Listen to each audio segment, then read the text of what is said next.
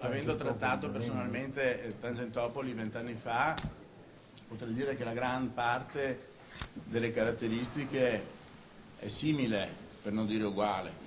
La nuova Tangentopoli inizia così: un blitz all'alba, 35 arresti, un centinaio di indagati. A distanza di 20 anni lo spettro della corruzione torna ad infestare i palazzi del potere. Anche molti protagonisti sono gli stessi. Questo è un sistema peraltro molto più sofisticato, molto più difficile da scoprire, e va dato atto alla Guardia di Finanza di essere stata estremamente professionale e abile nel ricostruire questo giro di sovrafatturazioni. L'inchiesta sul Mose è un terremoto che sconvolge Venezia. L'impianto di dighe mobili avrebbe dovuto salvare la città dall'acqua alta, invece affonda una piramide di nomi illustri con accuse pesanti, dalla corruzione al finanziamento illecito. Un presunto sistema di collusione tra politica e finanza, un intreccio di interessi e corruzioni che collassa sotto i colpi di un'indagine senza precedenti.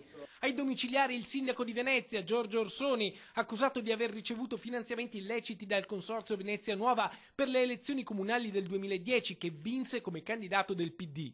In carcere anche l'assessore veneto alle infrastrutture, Renato Chisso. Nel mirino dei magistrati l'ex presidente della regione Veneto, il senatore Giancarlo Galan, e l'europarlamentare Elia Sartori, con richieste d'arresto che dovranno ottenere il placet delle apposite commissioni. Il blitz delle fiamme gialle scatta all'alba, ma parte da lontano. Il terremoto giudiziario era nell'aria. L'anno scorso la prima fase dell'indagine aveva scoperchiato un presunto sistema illecito che, oltre a manovrare gli appalti, avrebbe creato fondi neri all'estero. Ma dove e a chi erano destinati questi capitali?